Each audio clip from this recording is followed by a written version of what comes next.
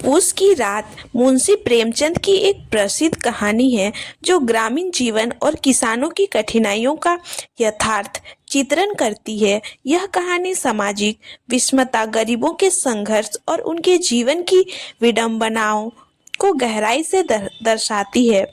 कहानी का मुख्य पात्र हल्कू एक गरीब किसान है जो ठंड के मौसम में अपनी फसल की रखवाली के लिए संघर्ष करता है। हल्कू की पत्नी मुन्नी भी कहानी में प्रमुख भूमिका निभाती है।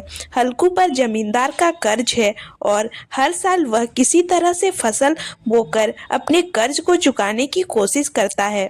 कहानी की शुरुआत हल्कू और मुन्नी के बीच संवाद से होती है। मुन्नी चाहती है कि हल्कू इस बार कर्ज चुकाने की बजाय एक कंबल खरीदे ताकि वह ठंडी रातों में फसल की रखवाली कर सके, लेकिन हल्कू कर्ज से छुटकारा पाने के लिए कंबल खरीदने की बजाय कर्ज चुकाने का निश्चय करता है। पूस की एक ठंडी रात में हल्कू अपनी खेत की रखवाली के लिए जाता है। ठंडी हवा से कांपता हल्कू अपनी फटी चादर में ठंड से बचने की कोशिश करता है। उसका साथी केवल उसका कुत्ता जबरा है जो उसके साथ रहता है। ठंड से जूझते हुए हल्कू की हालत खराब हो जाती है। रात में ठंड इतनी बढ़ जाती है कि वह मिट्टी की बनी अलाव यानी आग जलाने की कोशिश करता है, लेकिन वह भी ठंड से राहत नहीं दिला पाती। जब हल्कू ठंड सहन नहीं कर पाता तो वह झोपड़ी में लेट जाता है और सोचता है यदि फसल चली भी जाए तो क्या फर्क पड़ेगा। वह कुत्ते जबरा को भी अपने पास बुला लेता है, लेकिन जबरा फसल की रखवाली के बजाय गीदड़ों के भौंकने पर दौड़ता भी नहीं।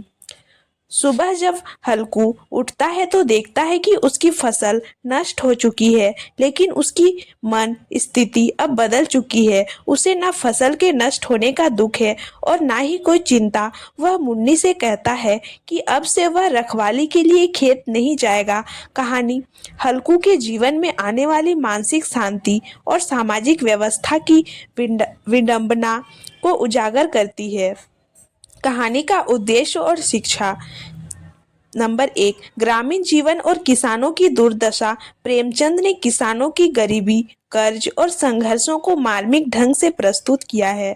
नंबर 2, समाज में वर्ग भेद, गरीब किसान और धनाढ्य जमींदारों के बीच का अंतर दिखाया गया है। नंबर 3, संघर्ष और मानसिक शांति। हल्कू जैसे किसान अंततः अपने संघर्षों से हारकर शांति पाने की ओर अग्रसर होते हैं। नंबर 4, प्राकृतिक और सामाजिक शक्तियों की विडंबना। ठंड और गरीबी दोनों ही हल्कू के खिलाफ शक्तिशाली दुश्मन के रूप में खड़ी होती हैं। कहानी का संदेश यह है कि गरीबी और संघर्षों से घिरे व्यक्ति के लिए जीवन में शांति का मार्ग अक्सर हार और परिस्थितियों के प्रति समर्पण से होकर गुजरता है। प्रेमचंद की भाषा सरल, भावनात्मक है।